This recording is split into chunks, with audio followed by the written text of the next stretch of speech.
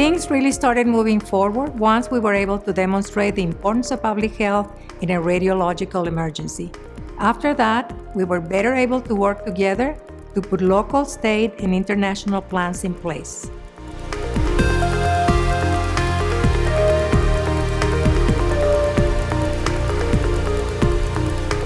Hello, my name is Angela Mora. Together with my colleague Ruth Castillo, we lead a team of 4 people who work in the Radiation Preparedness Program here at the City of El Paso Department of Public Health. Our focus on radiation preparedness started in 2013, when we staged our first tabletop exercise here in El Paso. In that exercise, we invited law enforcement, emergency management, universities, and elected officials to discuss how we would work together to manage a radiation emergency. That exercise showed our partners how critical our public health role would be and started us down the path of developing a radiation response plan. After that, we received grant funding to purchase equipment, prepare for our population monitoring role, and develop plans for hosting a community reception center, or CRC. As our response capacity grew, we began to increase the size and scope of our training and exercises. By 2019, we were able to conduct a full-scale exercise with our Texas partners. That helped us to prepare locally, but we also needed to ensure our plans could function on a higher level. We had to make sure we were prepared for radiation emergencies that could cross state and international borders. Planning for the Pope's visit to Juarez, Mexico in 2016 helped us to think through how we could expand our partnerships. That set the foundation for the Binational Radiological Emergency Advisory Council, or BRAC, in 2017. The BRAC brings together key radiation colleagues from El Paso, Texas, New Mexico, and Juarez, Mexico, and includes officials from fire departments, hospitals, the Office of Emergency Management, the Department of State Health Services, and Public Health.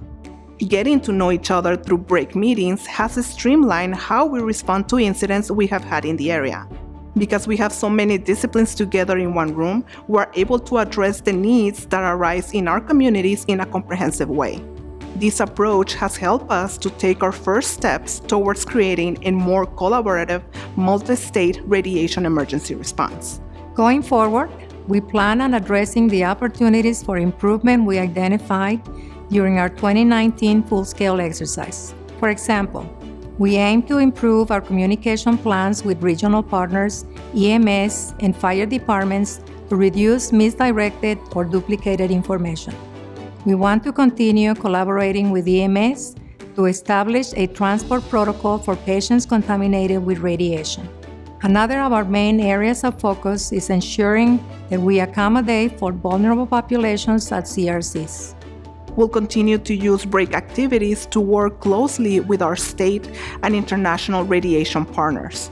Through those efforts, we'd hope to expand agreements already in place for expedited communication with New Mexico and Juarez. We'd like those agreements to include training and equipment for radiation emergencies in the future.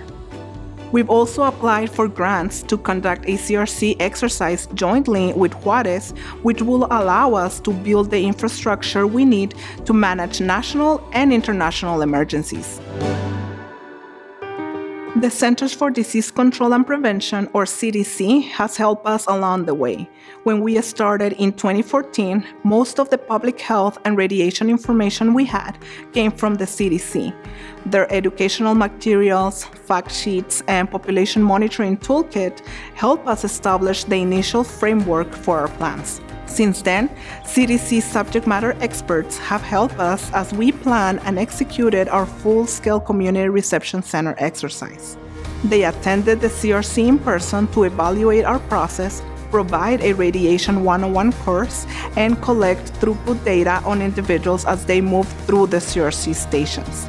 Completing a full-scale exercise was a result of years of effort and collaboration. We are proud to work with our local and regional partners to prepare El Paso for a radiation emergency.